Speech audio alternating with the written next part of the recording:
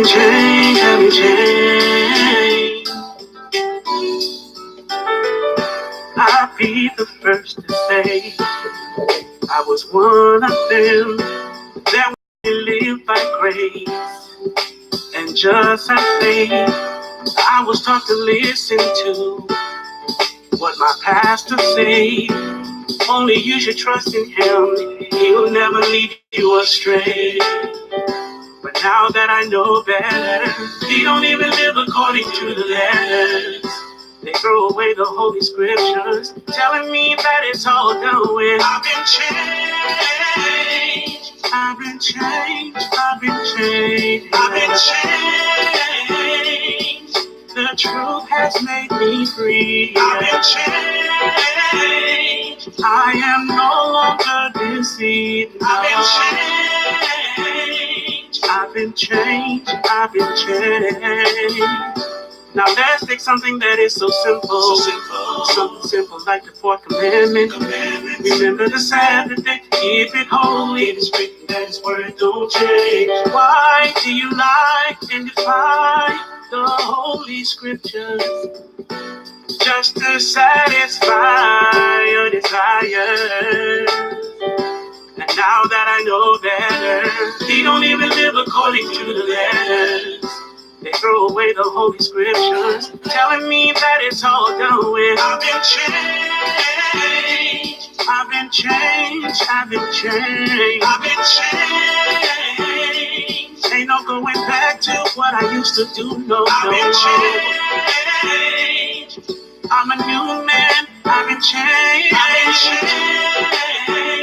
Whatever y'all say, I will obey. I no longer listen to men. I test everything they say. Let the word of Yah be true, and let every man be a liar.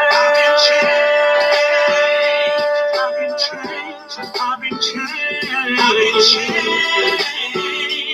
No more worshiping on a Sunday. I've been changed. No more Christmas, no more Easter. I've been changed. I keep His holy days. I've been changed. Yes, the chains, they've been broken. I've been changed. And this truth will be spoken. I've been changed. I've been changed. I've been changed. I've been changed. I've been changed. I've been changed. I've been changed. I've been changed. I've been changed. I've been changed. Shalom, everyone. Shalom. Shalom. To my people on the YouTube. Shalom to all my people that's coming in from Facebook. I'd like to welcome each every one of you to another episode of Transformation Tuesdays. Tonight, we'd like to give all praise and honor to a higher Bahashem Tuesdays. World Walk. For those of you not familiar with the Hebrew, that is all praise to the Most High in the name of Christ as well as the Holy Spirit. Once again, we'd like to thank each and every one of you for joining us for a Transformation Tuesday, where we are striving to transform into the image of the greatest Israelite who ever lived, Yeshua HaMashiach, who the world knows to be Jesus the Christ. We appreciate you guys for taking time out of your busy schedule to join us tonight. You know, you could have been anywhere in the world. Due to the fact that you decided to join us tonight, we do not take your time for granted. We apologize for coming on late. You know, we're running 30 minutes behind, but we had some technical issues. Ain't nobody mad but the devil. You understand? But we're here, we locked and loaded, and we're ready to do what thus says the Most High. So because we're running late, we're going to go dive straight in. We're going to ask all those who come on with us to please hit the like button for us. And if you're on Facebook, could you please share the link on your Facebook wall? You understand? Normally we go live on Facebook simultaneously, but we're having some problems tonight. So we ask you, please, as you come in, please hit the like button for us and share this on your Facebook walls. The water for all that you do. Now, for those who are joining us for the first time, this is our Transformation Tuesday, where we give people an opportunity to ask questions um, up in the live chat. For those who with us, you can click us on the live chat. You can ask questions. We always ask you to keep those questions about a particular subject matter or biblical matter that you're trying to gain knowledge on. Please don't ask a question about a particular pastor, church, camp, someone else's belief system, but keep it strictly for something that you're trying to learn for your own edification. You understand? We do not use this platform to attack others, but to edify and the Most High's people and to glorify the Most High, highest name. You understand? So, Shalom. Andy, good. I'm glad you came on just at the time that you came on. We're just about to make the announcement. We're going to be fellowshipping up at 7-Day Harvest Ministries this Saturday at 3 o'clock. That address is 8112 Nance Avenue. And we're really excited about that with Pastor Anthony and Prophetess Douglas. Whenever you get an opportunity, please look up their website, 7-Day Harvest Ministries. You can find them on Facebook.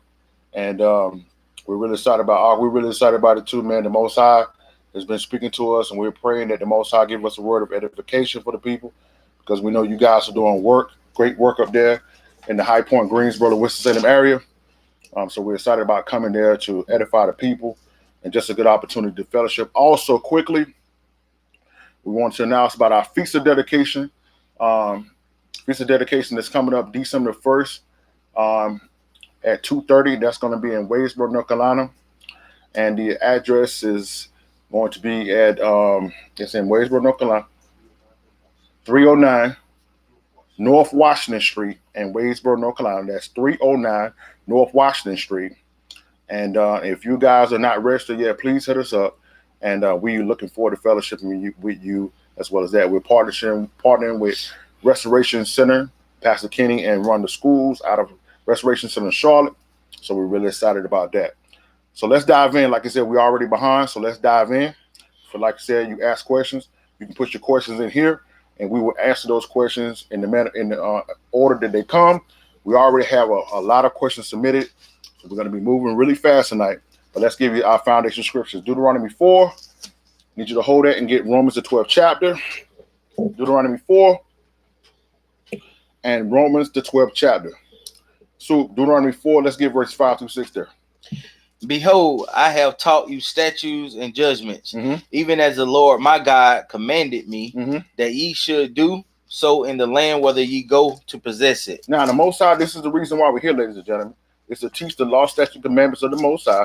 So while you, wherever you may be in the world, that you may be able to walk in the things of the Most High wherever you are. Verse 6. Keep therefore and do them.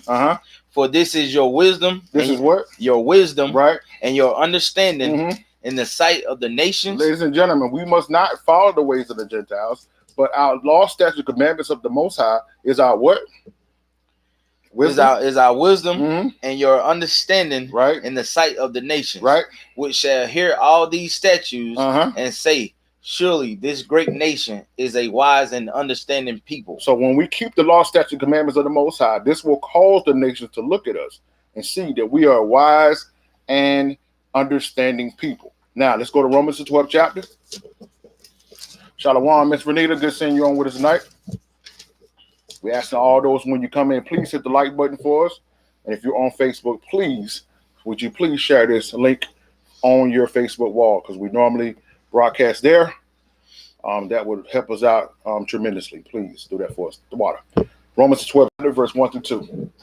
I beseech you, therefore, brethren, by the mercies of God, that ye present your bodies a living sacrifice, holy, acceptable unto God, unto the Most High, which is your reasonable service. Never take this walk with the Most High as an obligation.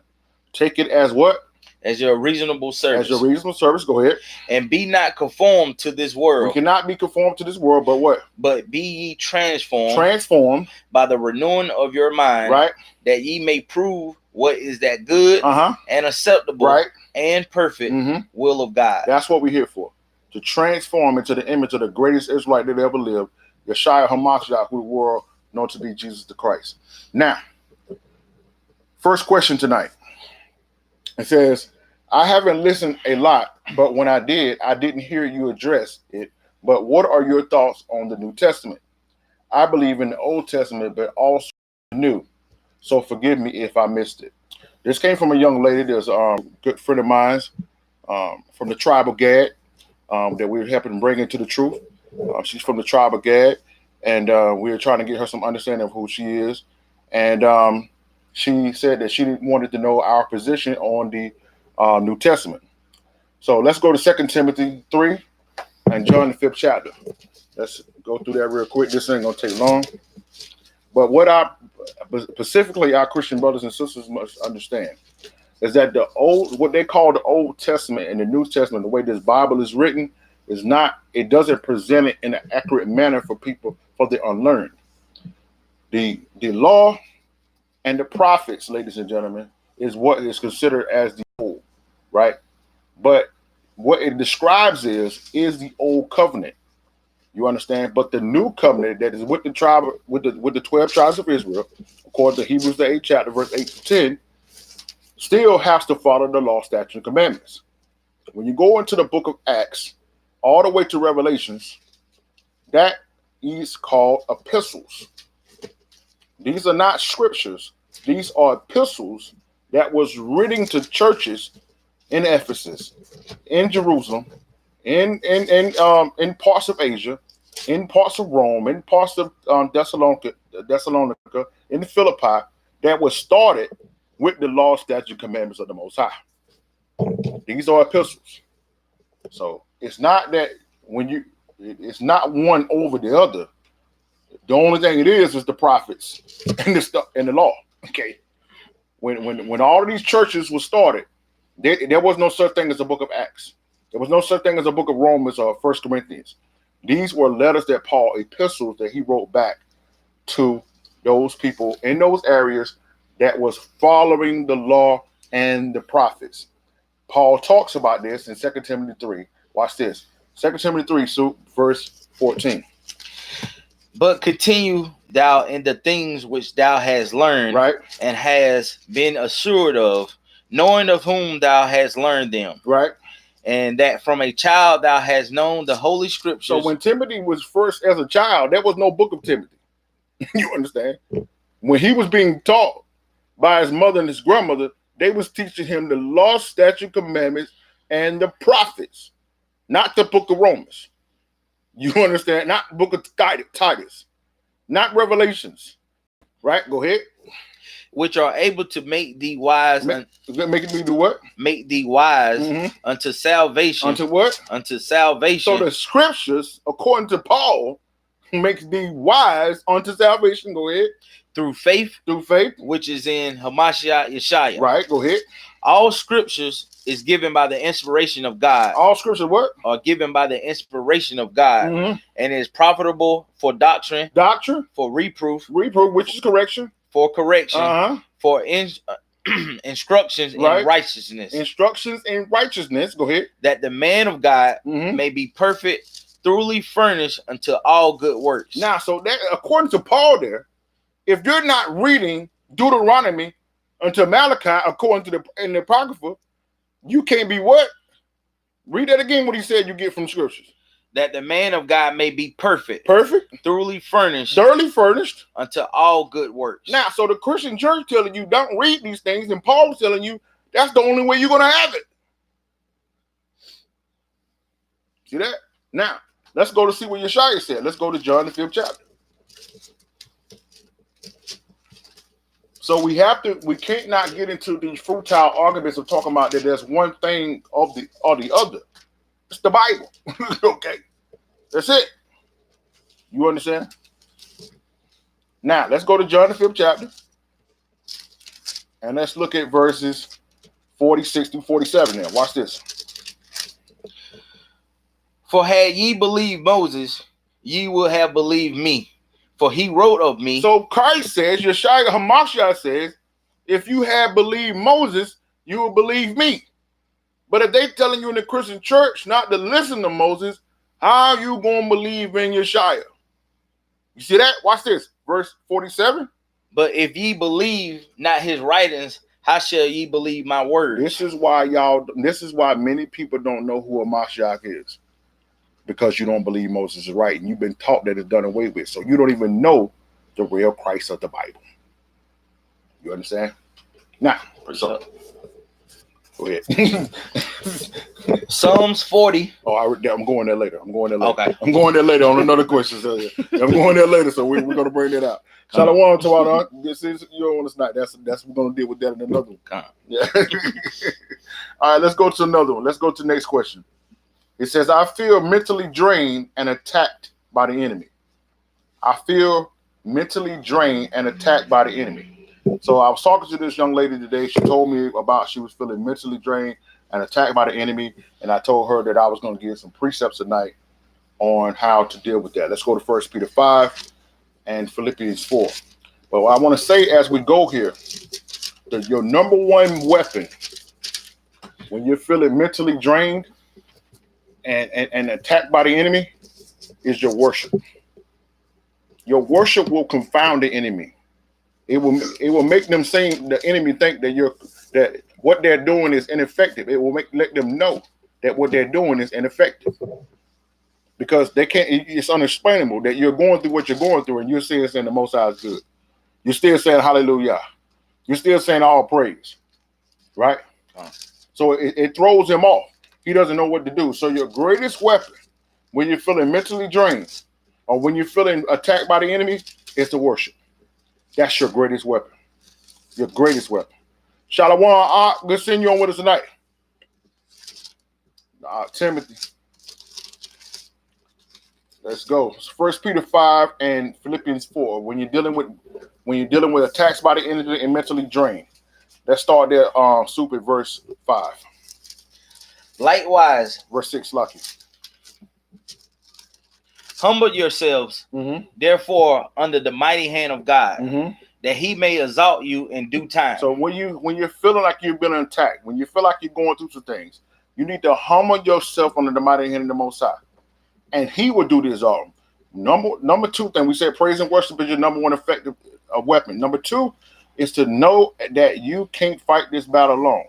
So you have to give the battle to someone who can fight for you, and that is the Most High, right? So you humble yourself, and you don't put a time limit on it. You let him do the exalting. Verse 7. Casting all your care upon him, right? For he cares for you. The Most High care for you. I know sometimes when you're going through things, it don't look like he does, but he cares for you. Go ahead. Be sober. Be vigilant. Vigilant. Because your adversary, the devil, as a roaring lion, walketh about seeking whom he may devour. So when that word there says be sober, that doesn't necessarily mean not being drunk, but it really is a good idea. If you're going through things, don't be getting drunk, because what's going to happen is you're going to make an irrational decision. You're going to do something that you normally wouldn't do. But when he's talking about being sober there, he's speaking of the fact that keep your mind away from other outside influences, people talking in your ear, televisions, all kind of things that tantalize or excite the flesh, right? And be diligent in your discovery, be diligent in your research, be diligent in your praise and your worship, because the devil does what? As a roaring lion, walketh about seeking whom he may devour. So that's two things you need to see in that. Number one, the devil's pretending to be a Roman lion. He's not. But you hopefully serve the Lion of Judah, Yeshua HaMashiach, who the world known to be Jesus Christ. So what happens is when the devil comes to you and he sees the real lion behind you, he's getting out of dodge. But if he doesn't see that lion behind you, he's going to devour you. Watch this, verse 9. Whom resist steadfast in the faith, knowing that the same afflictions are accomplished in your brethren that are in the world. I know sometimes when you're going through what you're going through, it seems like you're the only one going through it. It feels like the whole world is living it up. This is why I tell people, don't get caught in people's social media highlight reels. Okay? Those are highlight reels. Okay? The whole game is being played, but they're giving you highlight reels. They struggling just like you is. They got hard times just like you are. You do. Right? Knowing that other people are struggling. You know what I'm saying? But watch this, verse 10. But the God of all grace, who have called us into his eternal glory by Yeshua HaMashiach, right, After that, ye have suffered a while. Right. Make you perfect. He's going to make you mature. Establish. Strengthen. Settle you. And will settle you. So just stay in the fight. Now let's go to Philippians 4. And this is how you do. This is your, once you settle yourself and understand what you got to do, this is how you address it going forth. Philippians 4, and let's start there, verse 4. Rejoice in the Lord always. And again, I say rejoice. No matter what's you're dealing with, rejoice. Wake up every day saying, I thank the Most High that my day has got better. No matter what happened the day before, go ahead. Let your moderations be known unto all men. The Lord is at hand. Listen, I know what sometimes it is hard to speak of goodness. It's hard to speak of the goodness of the Lord and to praise the Most High and to let people know that God is on your side when you're going through something. But you cannot allow your situations to make you turn down at any time. You always tell the people, Yeshua is with me. All praise to the Most High. Verse 6. Be careful for nothing. That means be anxious for nothing. Go ahead. But in everything. But when? But in everything. No, just sometimes. But in everything. Just depending on the weather. But in everything, by prayer and supplication, right, with thanksgiving. Notice there that he says with thanksgiving. Because sometimes, listen, you know how sometimes when somebody do something for you and after they do it, you say thank you because you already received it. But when dealing with the Most High, you got to say thank you when you ask him because you got to know you already have received it. You understand? So you don't wait until afterwards and then say thank you. In your prayers, you're saying thank you. Go ahead. Let your requests be made known unto God. Let your requests be known unto the Most High. And what will happen? Verse 7. And the peace of God, which passes all understanding, shall keep your hearts and your minds through Yeshua HaMashiach. So that doesn't mean that the problem going to immediately go away. All that means is that when you're doing it with thanksgiving, when you're anxious for nothing and you're letting all your things be known to the Most High, he will give you that peace as you're in the midst of the situation. But this is what you do while you're in it. Verse 8. Finally, brethren, whatsoever things are true, whatsoever things are honest, whatsoever things are just, whatsoever things are pure, whatsoever things are lovely, whatsoever things are of good report, if there be any virtue and if there be any praise, think on these things. Think on these things. The number one way you're going to have to do that is turn the TV off. Turn the news off. You understand? Now, next question. Came from my aunt here and by way of one of his friends. It says, I have okay. Can you receive deliverance from certain vices through fasting? And if so, what is the proper way? It said, can you receive deliverance from certain vices and let me read it again. Can you receive deliverance from certain vices through fasting? And if so, what is the proper way? Now, before I go into that, let me get Psalms 19, verse 7 through 8. Let me go there first on that, why it breaks down. See, one of the things that Christianity has taught that when you got a situation coming in, you fast and the Most High is going to deliver you. People are looking at fasting in the improper way. It's like they try to treat it as a spiritual diet mechanism where I got a problem, let me fast and then it'll go away. You can't treat fasting like that. Fasting is one of your weapons. Fasting will equip you, but you can't look at it as, okay, this is my quick fix, right? This is your way that you deliver yourself from certain situations when you're dealing with the fleshly things. Psalm 19, verse 7 and 8. The law of the Lord is perfect, converting the soul. The law will do that. The law. When you start reading that law, constantly staying in that law, finding the things in that law that you need to remove from your life, listen, that's how you remove it, not through fasting. Most times not going to give you strength to do something that he already told you not to do. You understand? Hey, that's not how it works. Right? The law. You understand? Reading that law, go ahead. The testimony of the Lord is sure, making wise the simple. And then it will make wise the simple. Go ahead. The statutes of the Lord are right, rejoicing the heart. It rejoices the heart. The commandment of the Lord is pure. Is what? Is pure. It's pure. Enlightening the eyes. And will enlighten your eyes. So this is what happens. The more time you spend in the Most High's law, in his statutes, and his commandments, it will not only convert your soul, but it will enlighten your eyes. It will allow you to see the things in your life that you once took for granted, that you once said, I could do that, I can get away with it. And we often talk about the fact that back in the day, people used to say, what I got to give up for the Most High? What must I do to be saved? Nowadays, people are saying, what can I do and still be saved? Notice the difference. Now, so I wanted to make sure I brought that out. But as far as fasting is concerned, let's go to Isaiah 58. We asking those who are coming on right now, please, ladies and gentlemen, please hit the like button for us. And if you're on Facebook, please take the share the link on your Facebook wall. You know this is not something that we normally ask, but because we're unable to go live from Facebook and majority of our viewers come from that area, we're asking you to do that tonight. You know we ain't on here for self-promotion or anything like that, but the water for your efforts. Now, for fasting purposes concerned, what it helps defeat. Let's go to Isaiah 58 and verse 3. Watch this. Wherefore have we fasted, say they, and thou seest not. Right. Wherefore have we afflicted our soul, and thou takest no knowledge. Right. Behold, in the days of your fast ye find pleasure, and exact all your labors. So what's happening is, Shalom, good seeing you on with us tonight. So what happens, ladies and gentlemen, is that a lot of people are fasting because they think this is going to get them some spiritual props from the Most High. And that, like I said, this is some of the things that the Christian church teaches people. So when you're in a situation where you're trying to get somebody the Most High, people say, let me fast. Nah, this is not going to earn no credit. So this is why Isaiah is saying, yeah, you fasted and you asking around, did you see Most High? I fasted, right? Nah, that don't mean nothing to him. Now, I wanted to bring that out. But let's go down to, let's go for a second time. Let's go straight to it. Go down to verse 6. This is what you fast for. Is not this the fast that I have chosen? Right. To loose the bands of wickedness. Right. To undo the heavy burdens. And to let the oppressed go free.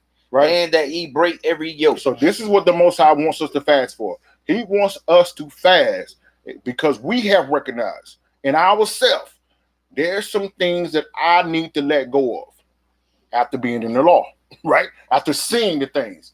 But then when you see, okay, this is what I need to fix, not to get no props, not to get a blessing, not to get some spiritual credit to your account, you understand? But to take on your own, this own journey and say, I got to work that I got to do for the Most High. So you fast to remove those things from your life. And we got a particular lesson that we did on that. Like for a second time, we can't go into all that tonight. But for that person who asked that question, if they want that lesson on that, it's called Overcoming Thyself. And man's never ending war. We will send that to you. But we can't dive into all that tonight. Shalom, Miss Park. Good seeing y'all on with us tonight. Now, I know I'm sorry we kind of moving fast tonight, but we on time restraints. So we gotta get through as many questions as we can. All right, next question. Like I said, but those who are with us live now, don't think that we're not going to take time to answer your question. So if you do have a question, put those questions in, okay? But we have a lot of questions that's already been submitted. Now, it says, next question. I've been in the truth a little over a year now, and the more I learn, the angrier I get. I have plenty of Gentile friends, but I'm not sure they will be my friends much longer if I don't get my anger under control. Do you have any advice on how I can do this? Now, let's go to Ecclesiastes 7. I need you to hold that and get Deuteronomy 28. Now, we got this thing me and Deke came up with called the 5 stages of the truth. We can't go into that tonight, but anybody want that lesson that we did based on that as a foundation, we will send that to you. And the 3rd stage of the truth is called the angry stage. You understand? Shalom, Lisa, good seeing you on with us tonight. The 3rd stage of that the truth is called the angry stage, because what happens is you begin to discover things, you begin to find out things that you didn't know, and anybody, according to what we're about to show you here, will be angry. But we're going to show you some things here on how to deal with that anger, so you don't lose friends and you don't be ineffective for the Most High. Ecclesiastes 7 and get Deuteronomy 28 first for us. Ecclesiastes 7, and let's look at verse 7 through 9 there. Surely oppression maketh a wise man mad. So anybody with any common sense, when you're viewing oppression, it's going to make a wise man mad. Go ahead. And a gift destroyed the heart. But when you get caught up in the gifts, when you get caught up in the so-called blessings and so-called educational gifts and and affirmative actions and all those things, it'll lead you to think everything is sweet. But that's a whole nother lesson for another time. Verse 8. Better is the end of a thing that the beginning thereof. Right. And the patience in the spirit is better than the proud in spirit. Right. So what happens, ladies and gentlemen, you must realize that, you might be going through a rough time right now for us. Israel is going through a rough time. We got Jacob trouble to deal with. But we know that it's going to get really, really sweet in the end. So this is why it says in 2 Esdras, it said, don't think about, what you're dealing with down the present. He said, but focus on those things that are to come. You understand? Verse 9. Be not hasty in thy spirit to be angry. Read that again. Be not hasty in thy spirit to be angry. So every time you come across some new fact or some discovery, don't be so quick to get angry. Go ahead. For anger rests in the bosom of fools. So that's what's going to happen. You're going to destroy yourself. Now, let me show you something here that will help you. For many people who are still angry, have not took knowledge of. Let's go to Deuteronomy 28 and 13. And if you acknowledge this will help you to deal with some of your anger. A lot of our Israelite brothers, Bavakashah, you all praise. So a lot of people haven't dealt with this and received this, so that's why their attention is on the Gentiles. Deuteronomy 28 verse 15. But it shall come to pass, right, if thou wilt not hearken unto the voice of the Lord thy God, to observe to do all his commandments, right, and his statutes, which I command thee this day, right, that all these curses shall come upon thee and overtake thee. So the Most High told us thousands of years before any curse ever came, for any Jacob trouble ever came, that if our ancestors did not follow the law, statutes, and commandments, that we would be punished. So the Gentiles are not at fault. We are. And the quicker we accept that, the better off we will be. Right? So let's go to Ephesians 4. We got lessons that we got on that to help you with that. We don't have time to go into all that tonight. So any of these questions, when anybody wants some more breakdown or more, version of it, we'll send you those lessons. Tonight we got to get through this kind of fast. Ephesians 4. And let's go start that soup at verse 27. Let's go 26 to 27 then. Be ye angry and sin not. So the Most High said, listen, it's going to be times you're going to be angry. And listen, for you saying that you're not going to be angry, that's not going to happen. Okay? Listen, you're going to get angry. Okay? You're going to be mad. Then you're going to find out some things that's going to make you mad. This sex trafficking thing, I had a whole section what I was going to do with the sex trafficking thing. We're going to be dealing with that with the Sabbath con. So I might go live later on this week with that, but I don't know for sure. But we got to address that. There's a lot of things that's going on right now that we need to address. We need to be angry about. We can't be passive about everything. But he says what? Read that again. He says what? Be ye angry. Be ye angry. And sin not. But sin not. Go ahead. Let not the sun go down upon your wrath. So when there's some things that happen, then what you need to do is before you close your eyes at night, you need to go to the Most High and you need to ask him for understanding. You need to ask him for release. No matter what the situation, whether it be some knowledge that you came into, whether it be dealing with your wife, whether it be dealing with your husband, or dealing with your children, dealing with people in the community, whatever the case may be, don't let the sun go down in your wrath. And what else he says? Verse 26, 27. Neither give place to the devil. Neither give place to the enemy, because he's looking for any reason to destroy you. You understand? Now, lastly, let's go to Hebrews 12.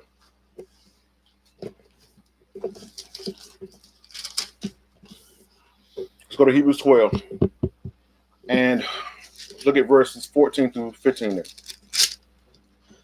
Follow peace with all men. Nah, just with Israelites. With all men. Nah, just with the people who's calling the God you call them. Follow peace with all men. Not Christians, though. With all men. What about Muslims? With all men. What about the white man? With all men. Go ahead. And holiness without which no man shall see the Lord. You will not see the Most High. An angry man will never see the Most High. A man walking in unforgiveness will never see the Most High. Verse 15. Looking diligent, lest any man fail of the grace of God, lest any root of bitterness springeth up trouble you, and thereby many be defiled. Many be defiled. So don't let the anger of the understanding and the knowledge that you're getting to destroy you. I tell people all the time, we got a lesson coming up. Please don't leave Egypt and die in the wilderness. And that's what a lot of that is going to happen. We got that lesson coming up. Please don't leave Egypt and die in the wilderness. And one of the things that's going to kill our people in the wilderness is anger and unforgiveness. Now, let's keep it moving. Next question. Why aren't pastors speaking out against the falsehoods of Christianity and how our blind... let me read it again. Why aren't pastors speaking out against the falsehoods of Christianity and how our people are blindly celebrating these pagan holidays?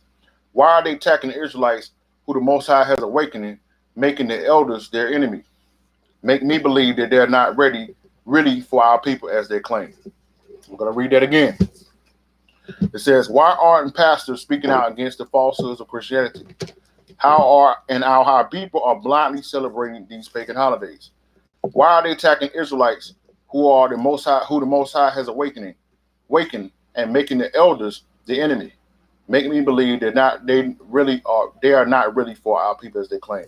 Now, before I get into this, I want to make this statement.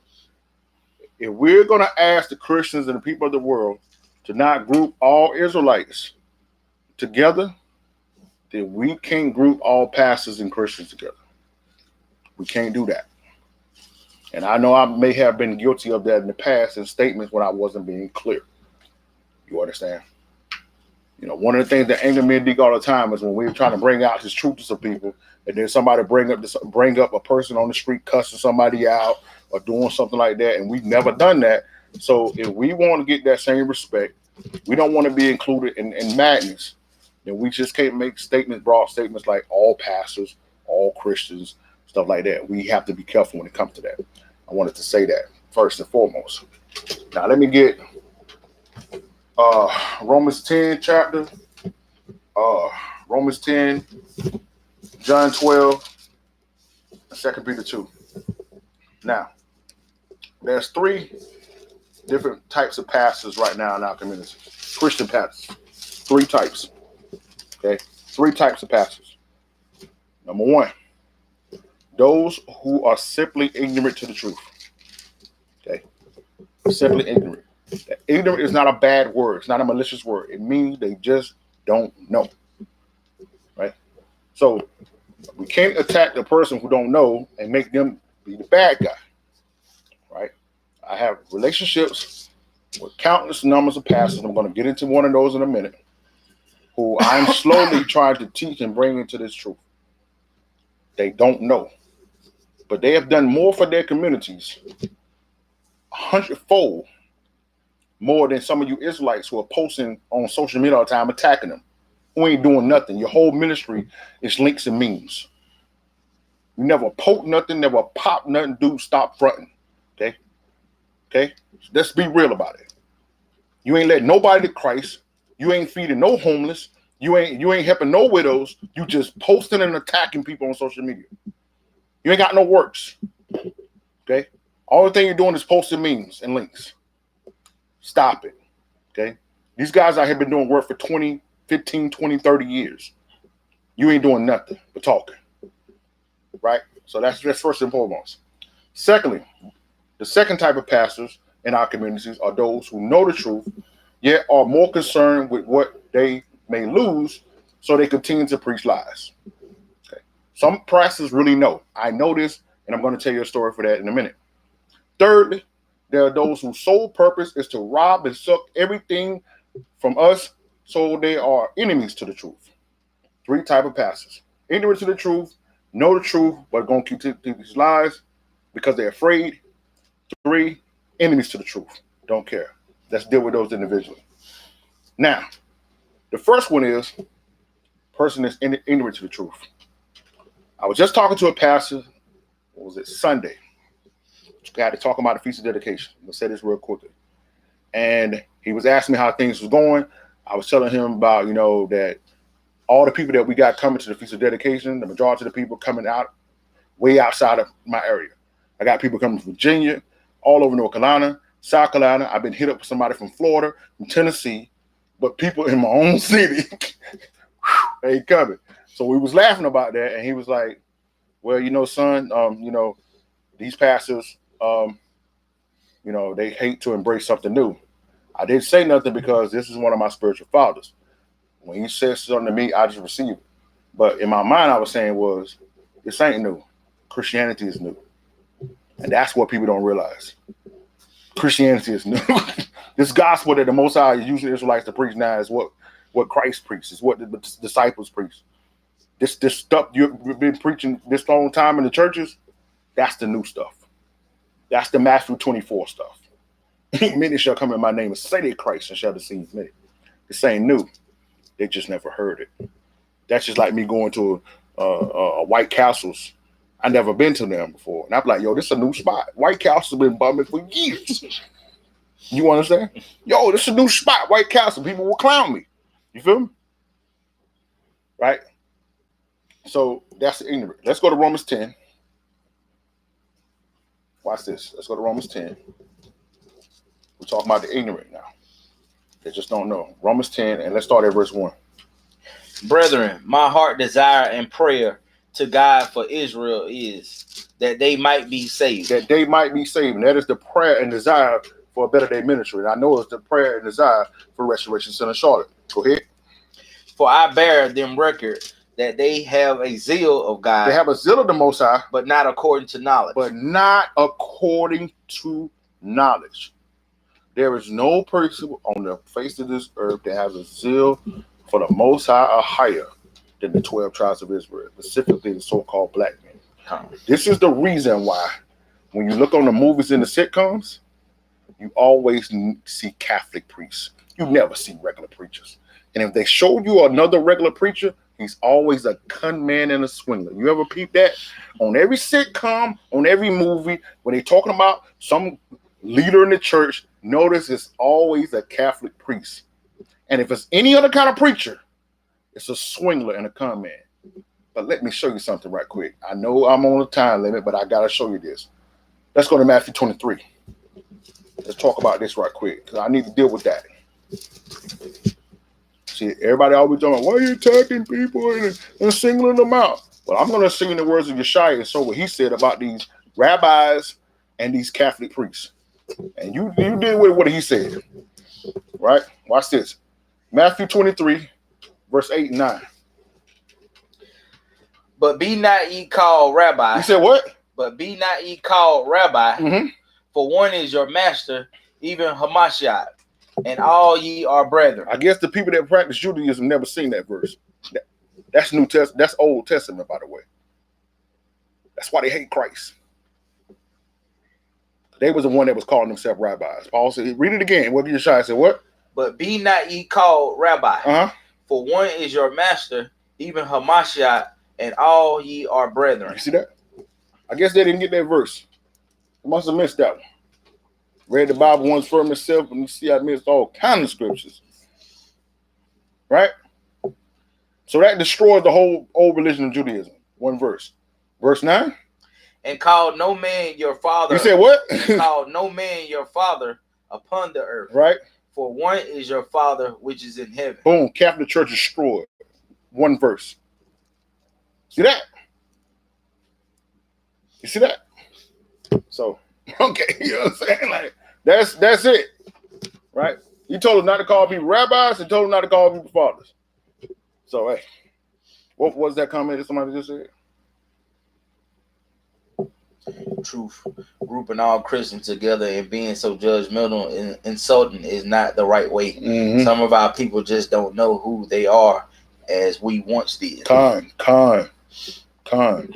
That's right. Now, so let's go back to Romans 10 and read that verse 2 again. For I bear them record that they have a zeal of God. They have a zeal for the Most High. But not according to knowledge. Oh, that's my auntie over there. That's my auntie. Go ahead. For they being ignorant of God's righteousness and going about to establish their own righteousness, have not submitted themselves unto the righteousness of God. So the reason why Christian pastors have not submitted to the righteousness of God, because they was ignorant to the righteousness of God. And that's why they went about to establish their whole righteousness. Not maliciously. It's just because they was ignorant. Now, let's deal with the ones, like I said, those who know the truth, yet are more concerned with what they may lose, so they continue to preach lies. Let's go to John, the 12th chapter.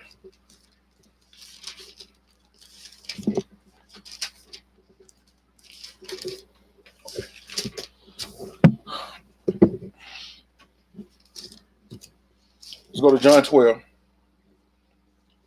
And let's read verses 42 through 43. Nevertheless, among the chief rulers also many believed on him. Mm-hmm. But because of the Pharisees, they did not confess him, lest they should be put out of the synagogue. So many of the pastors right now, ladies and gentlemen, know the truth. They know that we're not black. They know that we're not African Americans. They know that we're from the tribe of Judah, from the nation of Israel. I was just talking to my aunt the other day. He told me his pastor said, listen, what you know, I've been knowing for 15 years. And he's been serving him for all those 15 years. And attacking him and his wife for going forth and teaching the truth. But say, I've been knew that. You see what I'm talking about? Because a lot of these pastors right now, I'm telling you, I'm not telling you something I heard, I'm telling you what I know for a fact. They know what they're teaching is a lie. But they're more concerned what their pastor peers is going to do to them. They know about many of their members are going to walk away. They know that many of the associations are going to kick them out. So because they fear them, they'll never tell you the truth. But they attack Israelites as if what we're doing is wrong. Watch this. Why? Verse 43. For they love the praise of men. Because they love the praise of men. More than the praise of God. More than the praise of the Most High. They want to go in there and get these, you know what I'm saying? I'm a bishop-elect, so people can pay enough money, and then now you're a bishop now. They love that stuff, man. They love the front seats. They love all of that. And they know that walking this road as an Israelite, you ain't getting that. That's over. And because of that, they're going to continue to lie to their congregations. They're going to tell you, Christmas is fine. Don't worry about it. You sanctified. They're going to keep lying to you. And they're going to make it seem like we're the bad guys. But I'm going to put this, I'm put 2 Peter 1 and 2 in there. That's the ones who are after your money. And that tells you there that the evil of the truth shall be spoken of. They will always speak of the truth. They're going to speak evil of the truth. Right? You said 2 Peter. 2 Peter 2 1 through 2.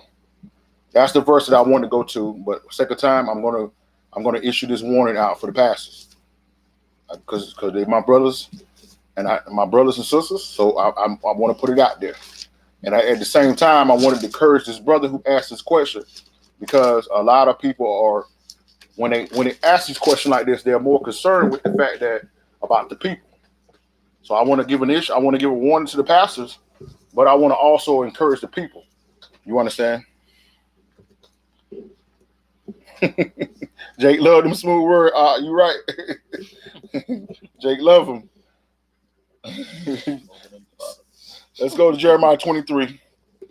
And look at 1 through 4. So I'm going to issue a warning according to the Most High to the pastors. But I want to also encourage the brothers and sisters that, you know, if you with it, you stay with the Most High. He got us too. Jeremiah 23, verse 1 through 4. Woe be unto the pastors that destroy and scatter the sheep of my pasture, said the Lord. Said the Most High, go ahead. Therefore, thus said the Lord God of Israel, against the pastors that feed my people, right? Ye have scattered my flock, right? And driven them away, right? And have not visited them. Behold, I will visit upon you the evils of your doing, said the Lord. Most of the people right now that I deal with, that's in Egyptology, it's in this conscious stuff, that's in this, I'm doing me, my own creative stuff, all this, you know, I'm my own God. The majority of those people grew up in the church. And this white Jesus, this Easter bug, Easter bunny, this Jesus died on a Friday and rose on a Sunday, when you know this ain't 3 days, this giving all this money, naming it, claiming all of this madness that's been preached, has scattered them away. This is the reason why they do it. This teaching that these people were white when they know it ain't. This is the reason why a lot of our people are in the church. And then the pastor still say it don't matter. They scattered them. And some of them knowing it. Go ahead. And I will gather the remnant of my flock out of the countries whither I have driven them, right? And I will bring them again to their folds, and they shall be fruitful and increase. So the Most High said, don't worry about it. I'm going to gather them. I'm going to gather the remnant, and I'm going to bring them to the fold. Go ahead, verse 4. And I will set up shepherds over them, which shall feed them. Right. And they shall fear no more, nor be dismayed, neither shall they be lacking, said the Lord. Said the Most High. And that's why he's setting up elders all around the world that's teaching this truth. So be encouraged. Now, let's go to another one right quick. It says, how do you know if the person that you're with is the one for you? How do you know if the person you're with is the one for you? Not sure if I'm qualified to bring this one out anymore. All right. But let's go. Let's go to Sirach 6. All right. Let me just say this right here. Marriage is the most selfish act that must be carried out unselfishly. I'm going to say that again. Marriage is the most selfish act that must be carried out unselfishly. You understand? When a person gets married, or proposes to someone, or accepts a proposal, 9 times out of 10, 10 times out of 10, really, they're not accepting this proposal or giving this proposal because this person, they want to make this person happy. They're taking this on this proposal or giving the proposal because that person makes them happy. You understand? They can see themselves with that person. But once you give it that person, in order for that relationship to be fruitful and prosperous, then that roles must switch and everything you do must be about that person. And this is the reason why a lot of people don't make it, because people are and a man has a right to have a woman who is pleasing to him and meets his his needs as well, as far as they're decent and respectable and biblical. And a woman has a right to feel secure and stable and meet her needs as long as they are reasonable.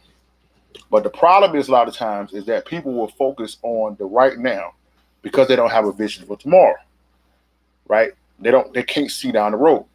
So some people have really, and I'm gonna say this, some people have gassed themselves up so much that what to the point where what they consider to be settling is really an upgrade for them. And I'm not trying to say that to be disrespectful to anyone, but some people done gas themselves up. So when you hear people all the time talking about, I ain't gonna settle for nothing, I ain't doing this, that's really it's really an upgrade. It's really an upgrade. Because for what you really deserve, you got to go on sale. Like Deke said, you got to go on sale. And a lot of people don't want to hear that. So everybody's always talking about, I'm not going to settle. I'm not going to settle. Well, really, you just gashing yourself up. And it's all about this covetous nature that social media has created, where everybody's looking at everybody else's stuff and like, well, I'm going to get this, I'm going to get this. Well, you don't know what that person sacrificed or gave up for that. So in order to be with someone that, you have to get with someone that feeds where you're going, not someone who enhances or stabilizes where you are. That person that you're with must feed where you're going, not enhances or stabilizes where you are. Because if they only is going to support where you are, then by the time if you get where the Most High is taking you, you guys won't even have anything in common. You understand? That's why Romans 8:28 says that all things work together for the good for them who love the Most High and are called according to His purpose. That deals with everything. And a lot of times the reason why people's relationships ain't working because it goes against the purpose of the Most High. So let's go to Sirach 6. Let's put some precepts on this right quick. Sirach 6. Go to Sirach 6. For those who don't have an apocrypha, you go to Google and put in SIRACH chapter 6. SIRACH chapter 6. And let's start there, super verse 2. Extol not thyself in the counsel of thine own heart. Right. That thy soul be not torn in pieces as a bull straying alone. One of the problems, ladies and gentlemen, is that is that some people are making their own decisions based on their own mentality, their own perspective, their own wisdom, their own vision. You can't always do things based on your own vision, because sometimes people are making decisions based on their feelings, and feelings are accurate, ladies. Feelings are real, but they're not always accurate. So sometimes in the midst of this moment, you're like, yo, this is right. This is what I want to do. This is best. You know, a lot of people don't put things on the Most High. Like, yeah, I know the Most High is telling me this, and then months later, like, was it? I shouldn't have done that. Whether it be pushing someone away, or would it be taking someone in? You understand? So don't go by your own counsel. Verse 3.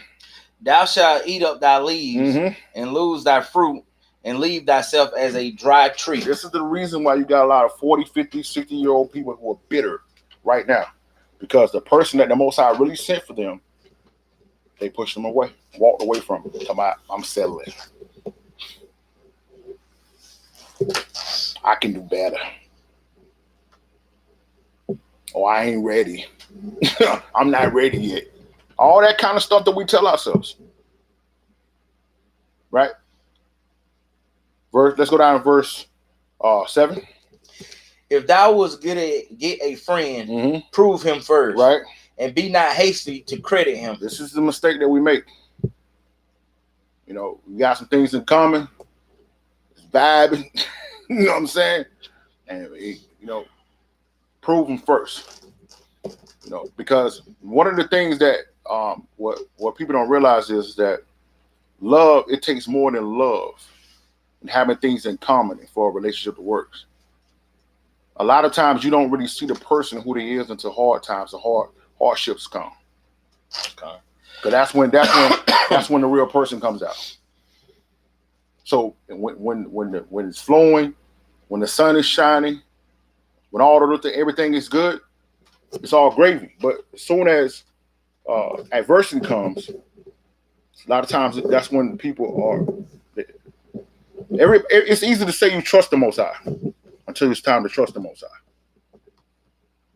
And a lot of times what happens is for people is they've had a whole bunch of bad relationships, right? Terrible relationships, been treated like dirt, disrespected, cheated on all kind of things, right? And then someone comes that's completely opposite of that. And because it's completely opposite of that, you think like, I finally got the one. But because it's not that, because it's really still not what the Most High wants for you, after the buzz wear off, you wiggle like, man, I ain't even happy. That's why you got to prove the person first. Go ahead, verse 8. For some man is a friend for his own occasion, right, and will not abide in the day of thy trouble. Sometimes they're going to only be there just for what you can bring for them. But when it's trouble for your end, they're gone. They're out of there. You understand? Verse 9. And there is a friend who being turned to enmity and strife will discover thy reproach. And this happens a lot. Everything was good. The relationship, took a rocky road, and now this person, you're mad. This person is mad at you, and now that person tries to destroy you. That's why you got to prove them first, because you got to find out what this person would do when they're angry. What would they do when they mad? You hit we'll be at verse 10. Again, some friend is a companion at the table, right, and will not continue in the day of thy affliction. As long as the food there, as long as you're eating there, as long as everything popping there, hey, it's gonna be all good. But when the table empties, they're out the door. Be careful. Verse 12. Verse 11.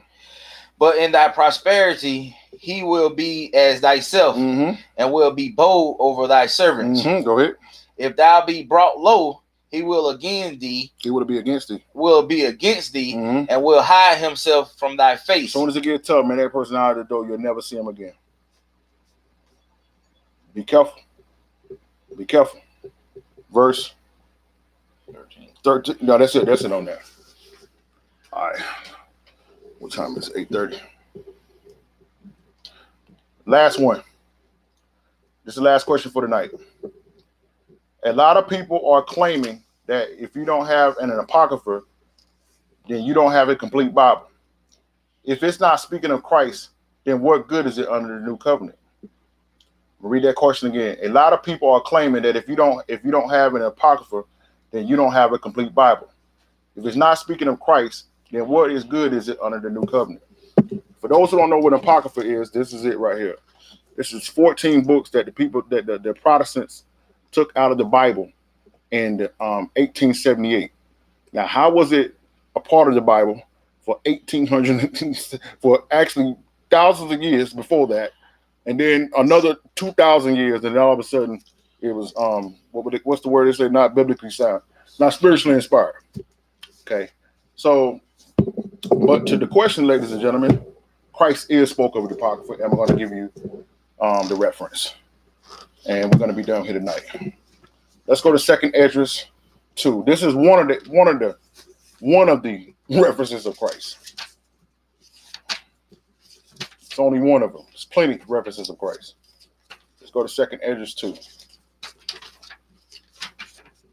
Take one second.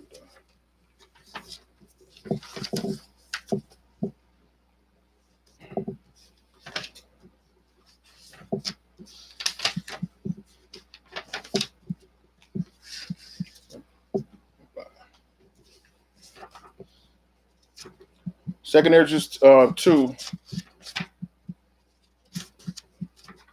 let's start at verse 33.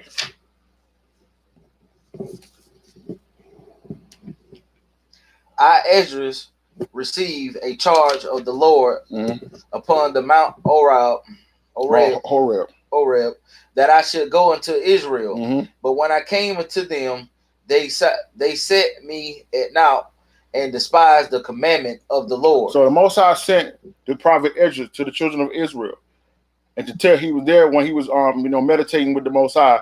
He sent him. He said, "Go back and tell the children of Israel what I have given you." But when he went back to try to tell them what he said, they didn't want to hear what he had to say. Watch this, verse 34. And therefore I say unto you, O ye heathen that hear and understand, look for your shepherd. Notice the word there, shepherd, is capitalized. If you go to John the 10th chapter, you will see the Yeshua reference himself, says, "I am the good shepherd." Notice that shepherd is capitalized. Go ahead. He shall give you everlasting rest. He shall do what? Give you everlasting rest. Right. For he is now at hand. Now at hand, that means near. Go ahead. That shall come in the end of the world. He's coming. Esdras. And this is 500 years before the birth of Christ. I want to put that out here. Okay. Right? Verse 35. Be ready to the reward of the kingdom, for the everlasting light shall shine upon you forevermore. Right. Flee the shadow of this world. Flee the shadow of this world. Receive the joyfulness of your glory. I testify my Savior openly. He said what? I testify my Savior openly. My Savior, Yeshua, openly. Notice the Savior is capitalized. Watch this. Verse 37. Oh, receive the gift that is given you, and be glad, giving thanks unto him that have called you to the heavenly kingdom. Go ahead.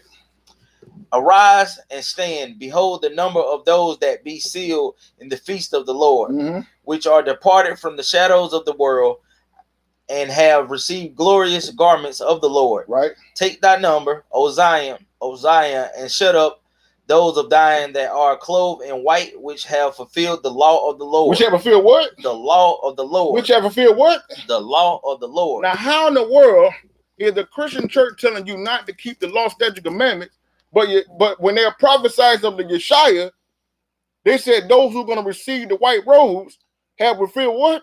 The law of the Lord. Go ahead. The number of thy children, whom thou longest for, is fulfilled. Beseech the power of the Lord, right? That thy people, which have been called from the beginning, may be hallowed. Go ahead. I, Esdras, saw upon the Mount Zion a great people whom I could not number, right? And they all praised the Lord with songs. Now, you're going to see this same reference that I'm bringing out here over in Revelation the 7th chapter, verse 9 through 14. That's your precept for that. Revelation 7, verse 9 through 14. Go ahead. And in the midst of them there was a young man of a high stature, right, taller than all the rest, right, and upon every one of their heads he set crowns. He did what? He set crowns, and was more exalted with I marvel at greatly. So I asked the angel and said, Sir, what are these?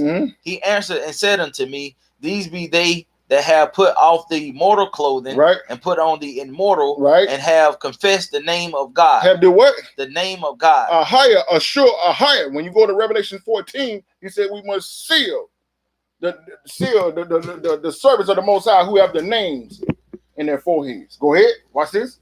Now are they crowned and receive palms. Palms. Now, like I said, same thing you're going to see over in Revelation 7, verse 9 through 14. Go ahead. Then said I unto the angel, What young person is it that crowned them and giveth them palms in their hands? Right. So he answered and said unto me, It is the Son of God. It is who? It is the Son of God. It is who? It is the Son of God. Right. Whom they have confessed in the world. Then began I greatly to commend them that stood so stiffly for the name of the Lord. You see that? So when somebody telling you that Apocrypha don't talk about Christ, they ain't never read it. That's 500 years before the birth of Christ. This is when we first came out. Ezra was during the time of Nehemiah there when we first came out of the captivity in Persia. Okay. Feast of dedication.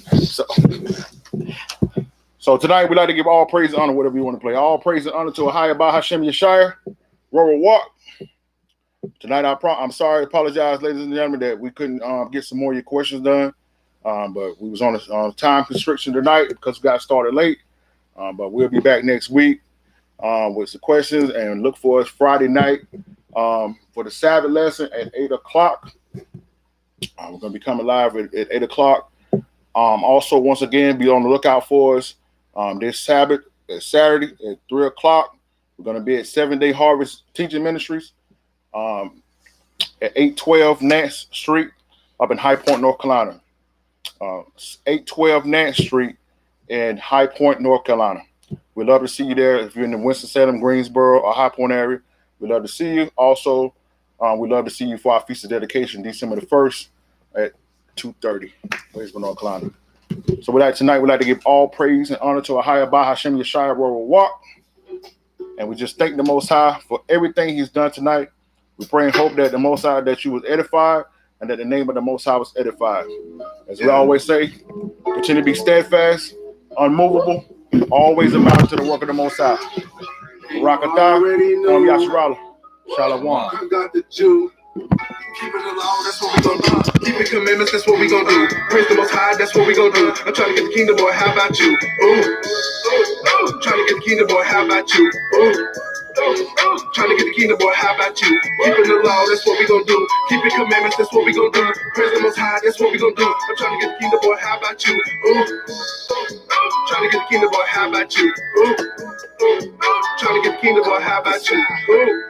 Oh, I'm just trying to make it through the door. While the buddy at the club, throwing change on the hoe. Make good, use a queen, that's in case you didn't know. Yeah, got a lot of dope proprietary.